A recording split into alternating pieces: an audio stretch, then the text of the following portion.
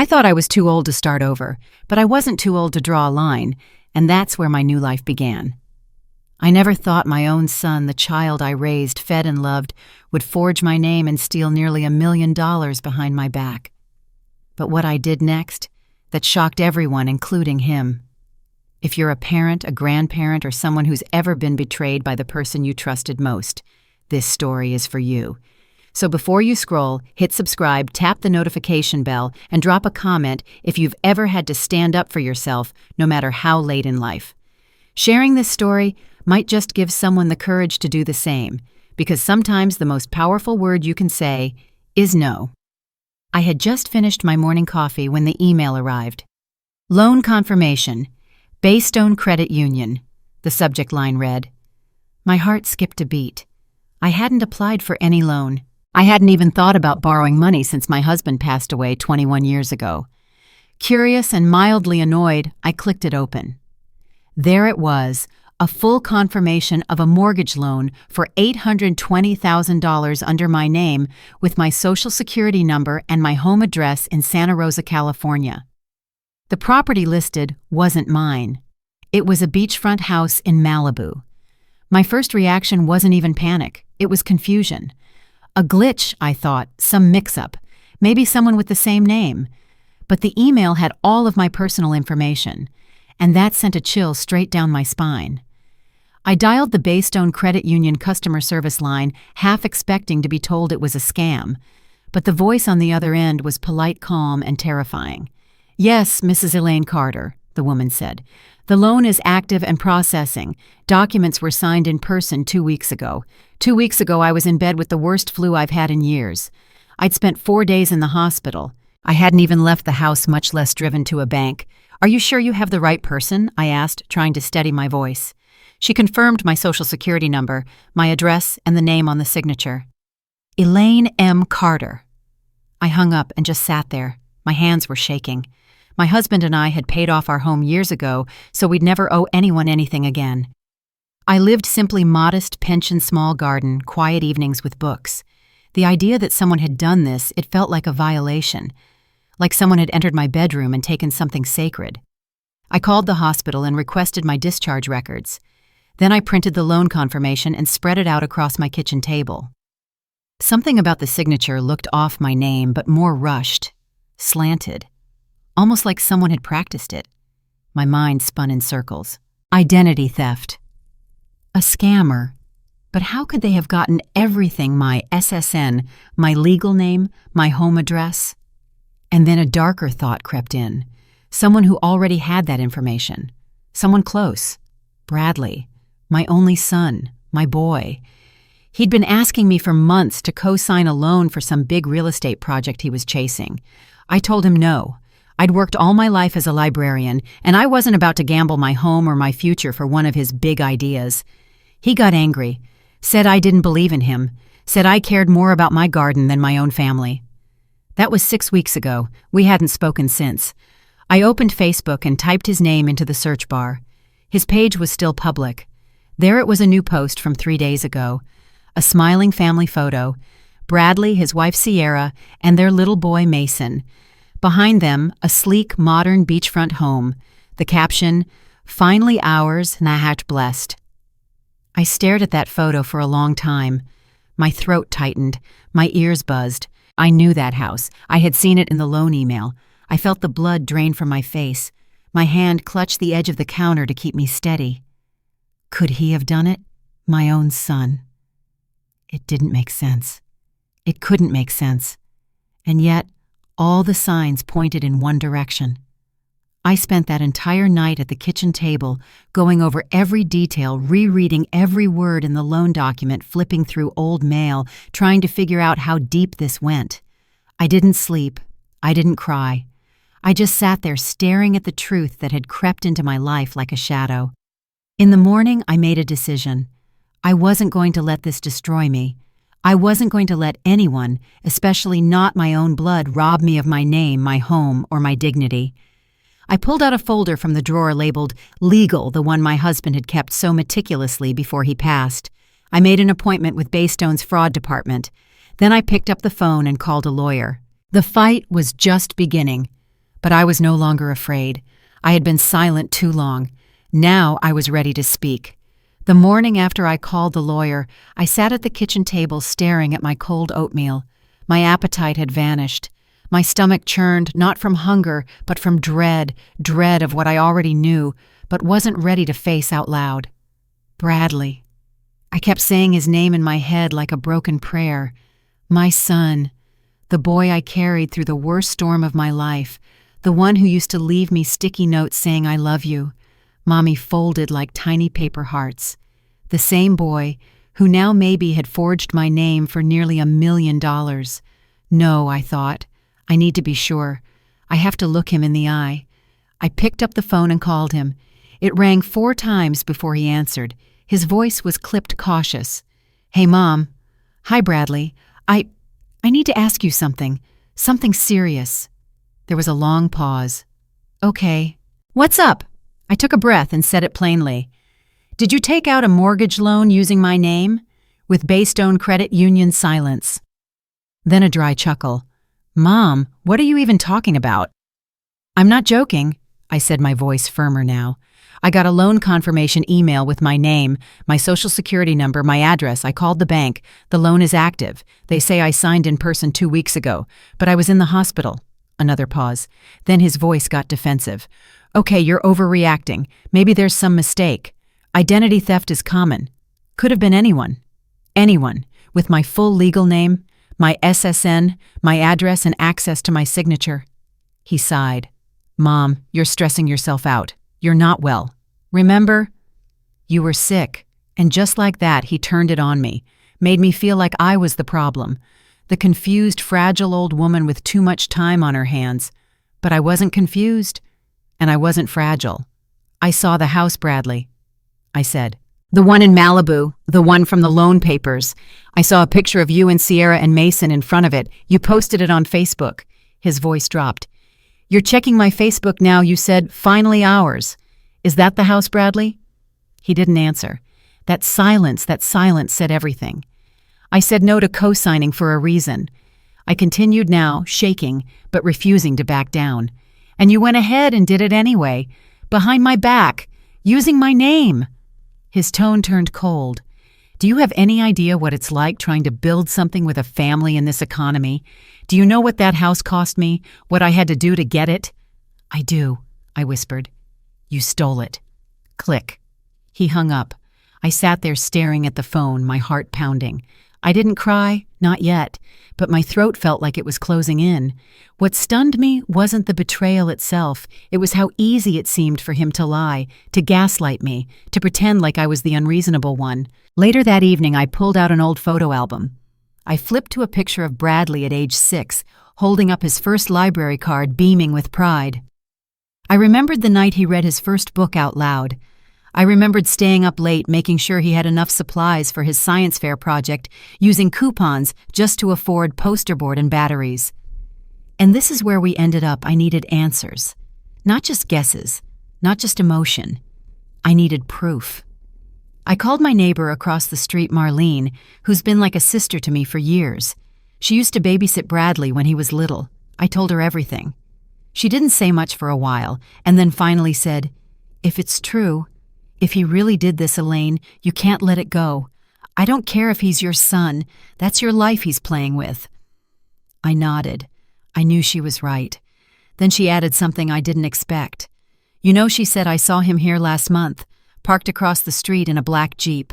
He was out there for maybe 10 minutes looking toward your house. Didn't come in, just sat there. A chill ran through me. I hadn't told him I was in the hospital. Nobody had. But he had shown up quietly like he was checking to make sure the coast was clear. It all added up now. My hospital stay gave him the perfect window.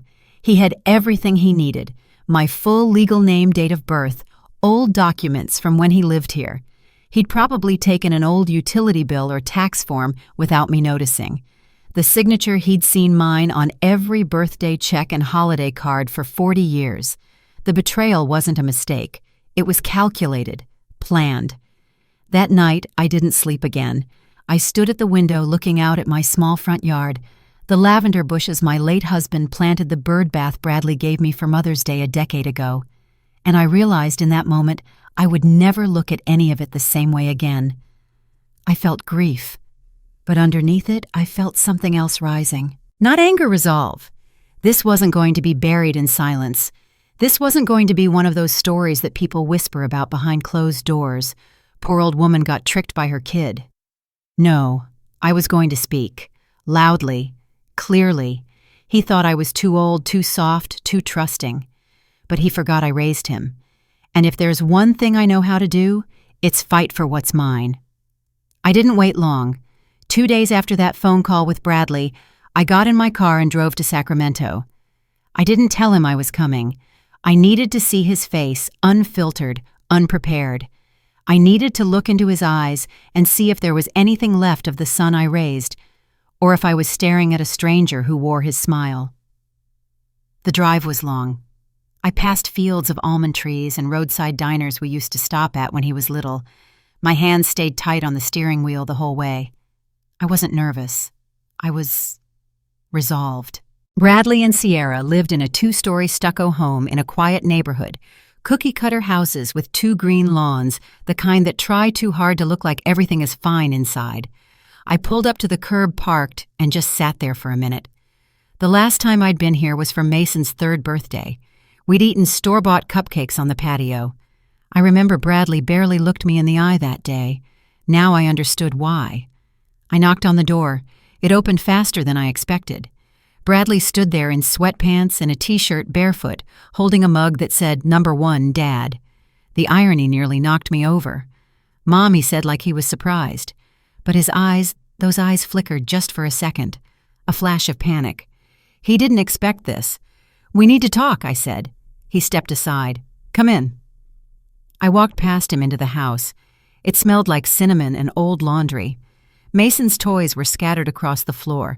Plastic dinosaurs, a Lego fire truck, a small shoe. Sierra wasn't in sight.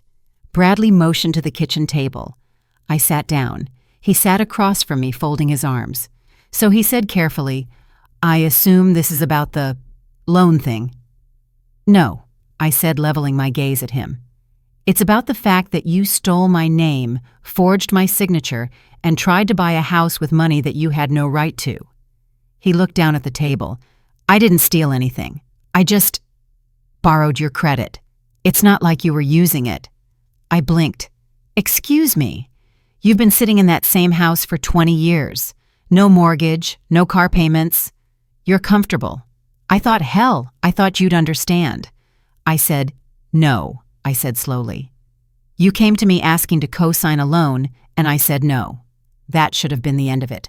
He sighed, rubbing his temples. "You don't get it. Sierra's been working double shifts. I've been trying to get something going. The housing market's insane, and that place in Malibu, it was a deal. It's not just for us. It was going to be an Airbnb too, a business. I had a plan." "You had a plan," I said bitterly, "and it started with betraying your own mother." He leaned back in his chair, scoffing. "You're acting like I killed someone." "No," I said, my voice cold. "You killed trust." At that moment, Sierra walked into the room. She stopped when she saw me, her face pale. "Sierra," I said gently, "how long have you known?" She didn't answer right away. She looked at Bradley, then back at me. "I didn't want him to do it," she finally whispered. "But he said it would work, that you'd never know." I nodded slowly. "So, you knew." She looked away, and I saw something in her eyes. Shame. Real shame. I turned back to Bradley. "The only reason I didn't file charges already is because I wanted to give you a chance to tell me the truth. But I see now you still think this was okay. You think you deserve something just because you want it." "You're my mother," he said, leaning forward.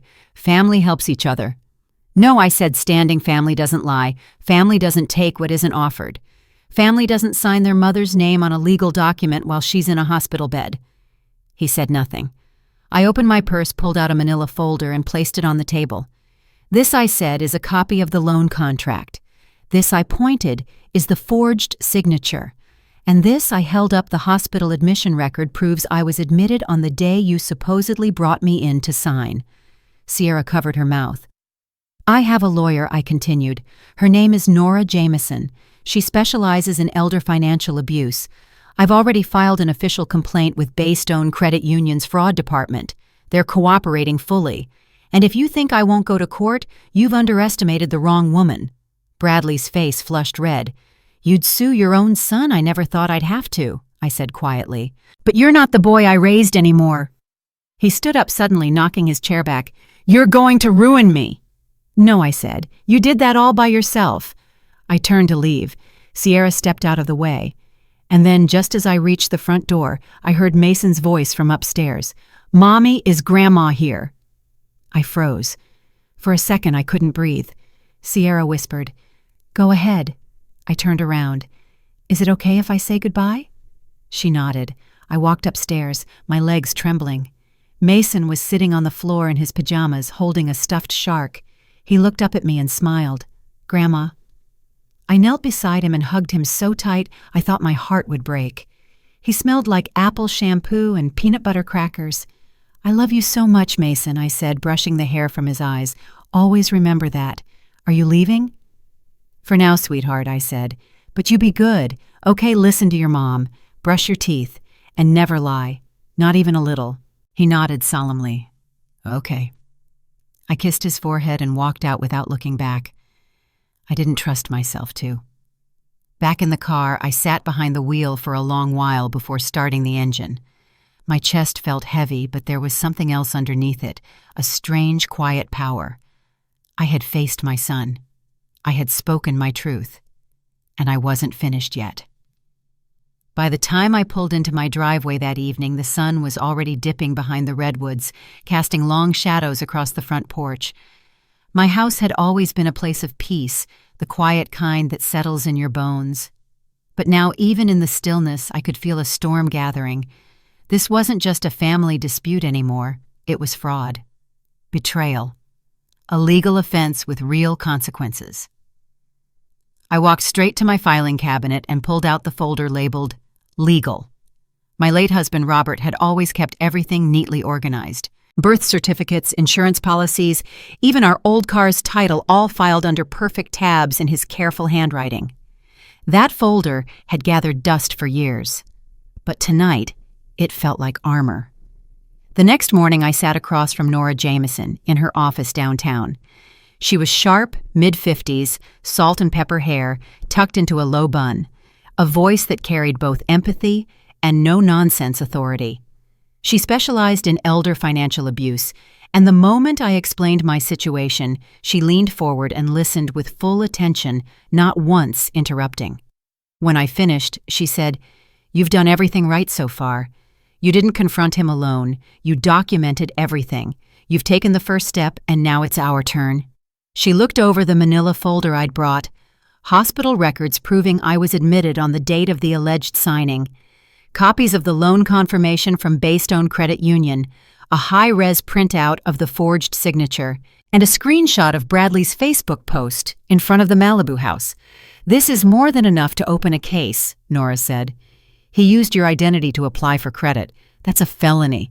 If we push this to the district attorney's office, it could lead to criminal charges.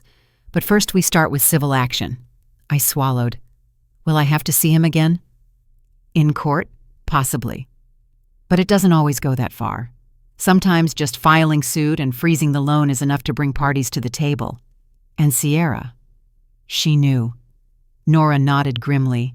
Knowing about the fraud and failing to report it could make her complicit. But we focus on Bradley for now. He's the one who signed. That night, I received a call from Baystone's fraud division. The woman on the other end was respectful, even warm, but I could hear the caution in her voice. "Mrs. Carter, we've reviewed your documents and opened a full investigation. In the meantime, we've frozen the loan funds and flagged the mortgage process. No funds will be dispersed until the matter is resolved." I thanked her. My hands were still shaking as I hung up. The next few days were a blur of paperwork, notarized affidavits, and emails between Nora and the bank. I learned more legal terms in 1 week than I had in my entire life: fraudulent misrepresentation, civil liability, quiet title action. I wasn't just a retired librarian anymore, I was a plaintiff. And though it was exhausting, mentally, emotionally, I felt something I hadn't in years: purpose. One afternoon, Nora called with news. "We've identified the name used on the purchase. It's a shell company, Carter Holdings, LLC. It was filed just 3 weeks ago in Bradley's name. He used that entity to apply for the mortgage, likely to shield himself legally. He thought he was clever," I said. "He's clever but not careful. The LLC lists your home address as its official mailing address. That's a direct link to you. We'll use that in court." With Nora's guidance, we filed a civil suit against Bradley for fraud, identity theft, and damages. At the same time, we prepared a cease and desist letter addressed to Baystone, demanding full cancellation of the mortgage and nullification of the title transfer. I expected to feel vindicated, or maybe proud. But honestly, I just felt tired. Tired of being the one who had to clean up the mess someone else made. Tired of being treated like I wouldn't notice, like I'd roll over and forgive because I was just Mom. One evening, after another round of legal review, I found myself in the backyard garden, pulling weeds in the dimming light. I used to do this with Mason. When he was little, he'd tug at the stubborn roots and shout, "I got it," like he'd conquered the world. The thought of him not being in my life anymore hurt more than anything. He was innocent, but because of his father's choices, that door might close. I heard the front gate creak. It was Marlene, my neighbor. She brought over fresh-baked banana bread and sat beside me on the porch swing. "How's it going?" she asked. I shook my head. Like standing in a wind tunnel, everything's flying at me, and the worst part, I'm not even sure what I'm mourning anymore. My money. My name or my son. Marlene patted my hand. "Maybe all of it, maybe none of it. But you're standing up. That's something." The next morning, Nora called with another update. Baystone has officially agreed to pause the closing process indefinitely. Also, Bradley's attorney reached out. They're requesting a meeting. A meeting, I asked. Yes, he wants to settle.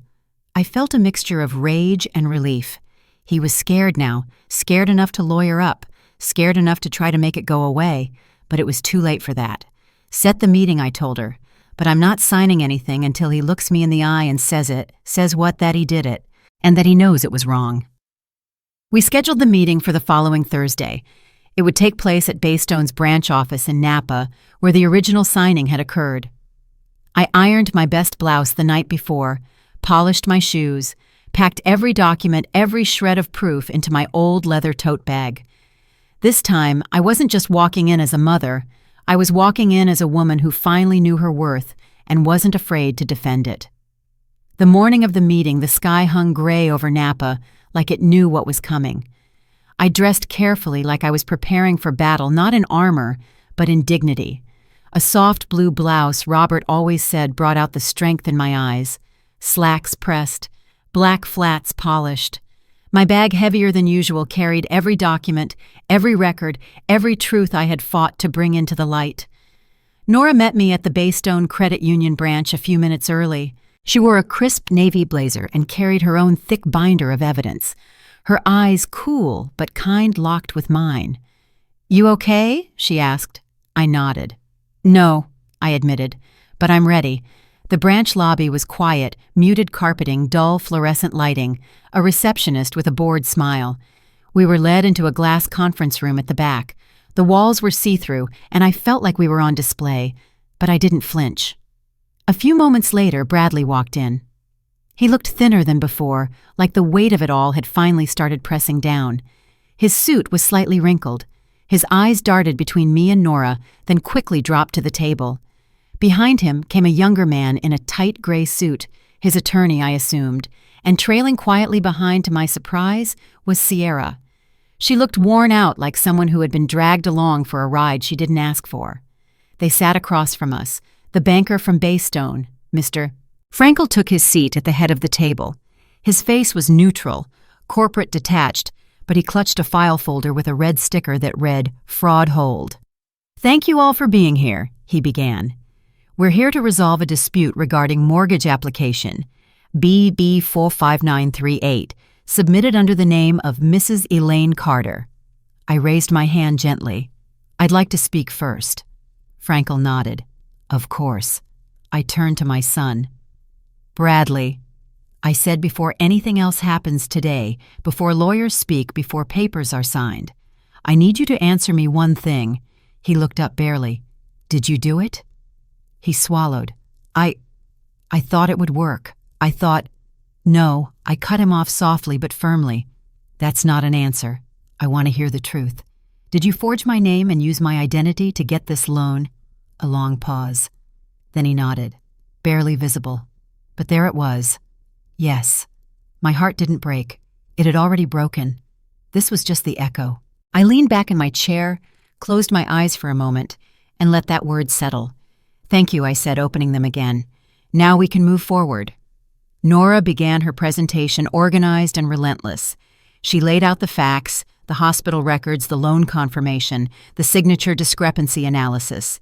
She slid photos across the table, screenshots of the Facebook post, a copy of the business registration for Carter Holdings, LLC.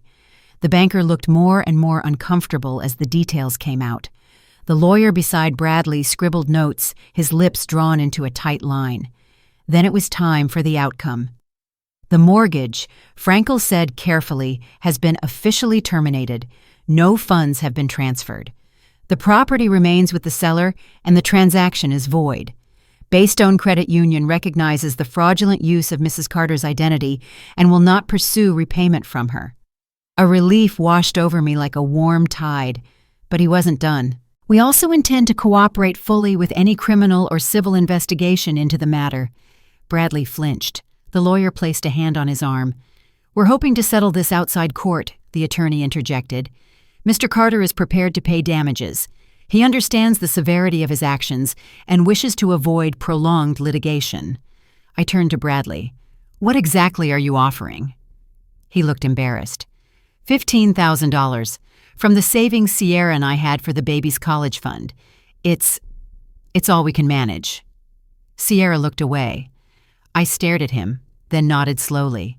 You'll write a written apology, signed, dated, included in the settlement, and you'll never contact me again unless it's through your lawyer. He opened his mouth, then shut it. He knew better than to protest. I want my name off anything tied to that LLC, I added. You dissolve the company, you wipe every trace of me from it. Understood, he nodded. The documents were drawn up and signed within the hour. When it was over, Sierra stood up first. She looked at me, eyes glassy. I'm sorry, she whispered. I knew. I didn't stop it. I didn't know how. I believe you, I said quietly. But belief isn't forgiveness. That takes time. Bradley avoided my eyes as he left. I didn't stop him, didn't call after him. I just sat there in that sterile glass room, letting silence settle like dust. After everyone had cleared out, Nora packed her files and said, You did good today. No, I said, shaking my head. I did what I had to. We walked out together into the crisp Napa air. The sun had come out at last. A breeze rustled the trees lining the parking lot, and for the first time in weeks, I felt like I could breathe. But as I sat alone in my car, keys in hand, I stared at the steering wheel and wept. It wasn't the lawsuit, it wasn't the documents, or the settlement, or the humiliation. It was the simple, brutal truth. My son had looked me in the face and admitted it, and in doing so, had finally become someone I no longer recognized. That night I went home to my quiet little house in Santa Rosa and poured myself a glass of red wine. I took out a notebook, just a plain spiral-bound one I'd found in the drawer, and wrote one sentence, I am not too old to draw the line. Because that's what I'd done today, not out of spite, not out of revenge, but out of self-respect. I may have lost a son, but I'd reclaimed something even more important, my voice, my name, my peace. The house was silent that night, even more than usual. Not the peaceful kind of silence, the one that used to wrap around me like an old sweater after Robert passed. No, this was different. This was the silence of something broken, of a door I had closed with no intention of reopening. I sat by the window for hours watching the wind move through the trees, wondering if Bradley was lying awake somewhere too, regretting what he'd done. But that thought, I realized, didn't bring comfort anymore. It just brought weight, a heaviness in my chest I couldn't shake. In the days that followed, I tried to carry on. I watered the garden. I returned books to the library. I even tried baking again, but nothing tasted the same. Everything was quieter now. lonelier, but not in the way I expected. It wasn't just that Bradley was gone from my life, it was the loss of who I thought he was. The idea that I had poured my love, my time, my trust into someone who could look me in the eye and lie that took something from me I don't think I'll ever get back. And then came the worst part. Mason. I hadn't heard his little voice in weeks. No FaceTime, no letters, no crayon drawings in the mail. Sierra had honored the no-contact clause without question. And while I understood it, while I demanded it, it hurt more than I could explain. One afternoon I found a pair of tiny socks tucked behind the couch, probably dropped months ago during their last visit. I held them in my hands like they were made of glass. I sat there and wept, not for the money, not for the lawsuit, but for the birthday parties I would miss, for the hugs I would never get again. There is a pain that only mothers know, the kind that doesn't scream, but lives quietly in your bones. I carried that pain in silence, but pain has a strange way of changing you. One morning I got a call from Nora. "You should know," she said, "Sierra filed for divorce last week." I was stunned into silence. She told the court that the fraud was the final straw, Nora continued. "It wasn't just about you. There were credit cards in her name, business loans. She never agreed to tax filings she didn't recognize. He'd been doing it to her, too." I let out a slow, shaky breath. "How's Mason?" She didn't say, but from what I understand, she's moving out with him, somewhere closer to her sister in Ukiah. For a moment, I imagined her packing boxes, taping up the shark lamp in Mason's room, folding tiny T-shirts into a duffel bag. I imagined her tired eyes, her quiet strength. And I imagined Mason confused, asking where Daddy was, why Grandma didn't call anymore. I sat down and wrote a letter. I didn't send it. I just needed to write it. Dear Mason, you won't understand all of this now, and maybe not for a long time. But I want you to know I never stopped loving you. Not for a second. Grown-ups make mistakes, big ones, and sometimes they hurt people they never meant to. I hope one day when you're old enough you'll know I fought for what was right. And I hope more than anything that you grow up to be kind, that you learn to tell the truth even when it's hard, that you become a man your mother is proud of. And if someday our paths cross again, I'll be waiting. Love, Grandma Elaine. I folded the letter and tucked it into a book, Robert's favorite copy of Leaves of Grass. Maybe one day Mason would find it. Maybe not. But it felt right to put it somewhere that mattered. Grief comes in waves. Some days I'd make it to the grocery store without tearing up in the produce aisle. Other days I couldn't even look at my phone. But amid all of it, something else quietly took root. Relief. No more begging for respect. No more pretending everything was fine. No more hoping Bradley would change. I had drawn a line, and for the first time in a long time, I had peace.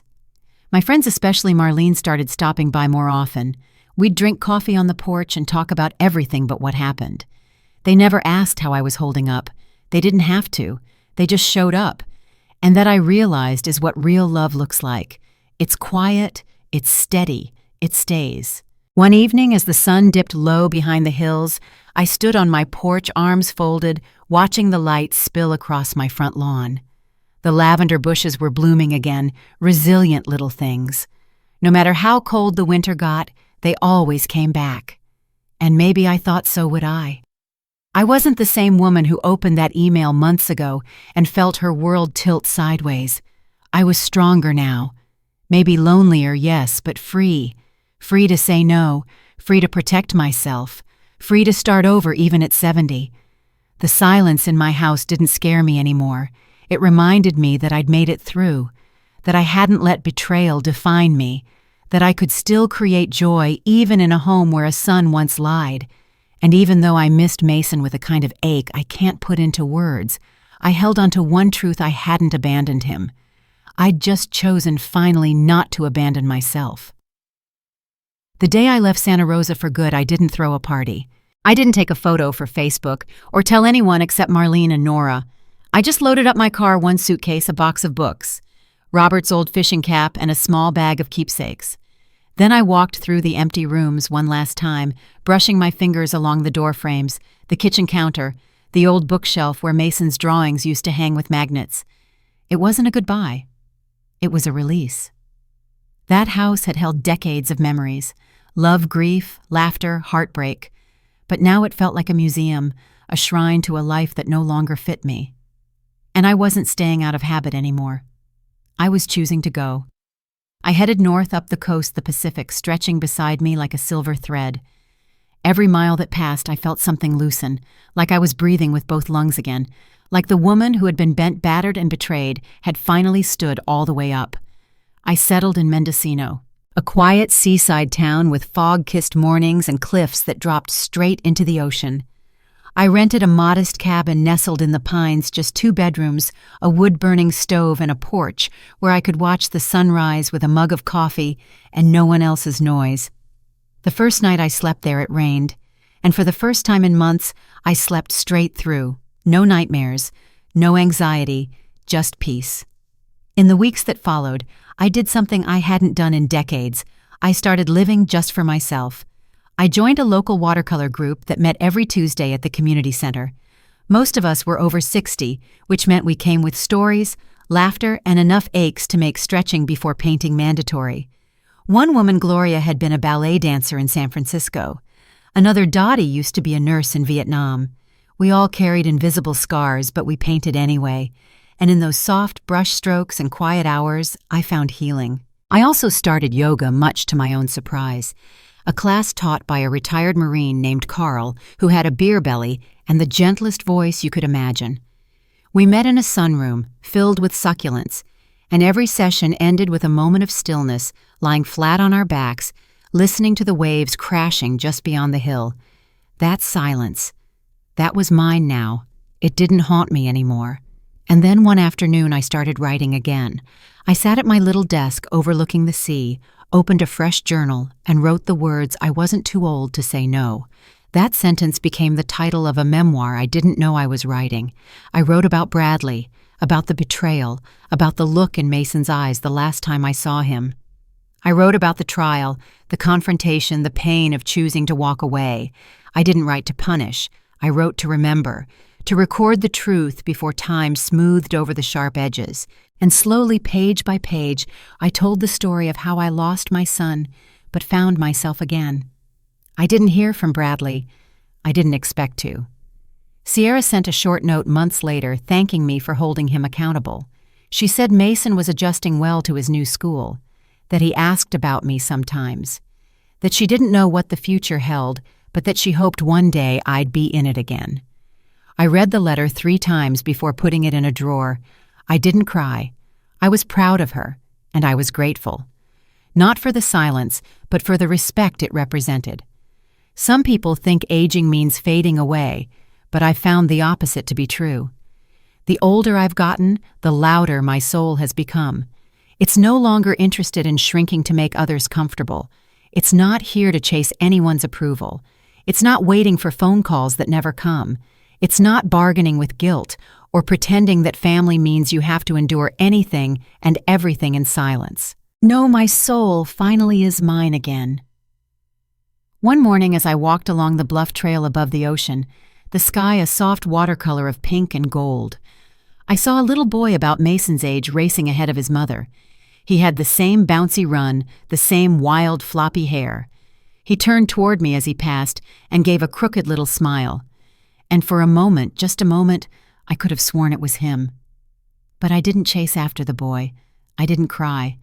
I just stood there, heartful eyes, soft whispering into the breeze, "Be good, sweetheart, wherever you are." I may never get those years back. I may never sit at a birthday table again or hang crayon drawings on my fridge, but I'll always have the love. That doesn't go away, not with silence, not with courtrooms, not with time, and I'll always have me. The woman who stood her ground, who reclaimed her voice, who rebuilt her life, not in spite of what was taken, but because of what she chose not to lose. Her dignity, her peace, her story. And if anyone asks me now if it's too late to start over, I smile and tell them what I now know. Deep in my bones, I thought I was too old to begin again. But I wasn't too old to draw a line, and that's where my new life began. If this story touched your heart, don't forget to like, subscribe, and turn on the notification bell so you never miss another powerful story. Every comment, every share helps us keep bringing you real emotional stories that matter. Thank you for being here. Your support means the world.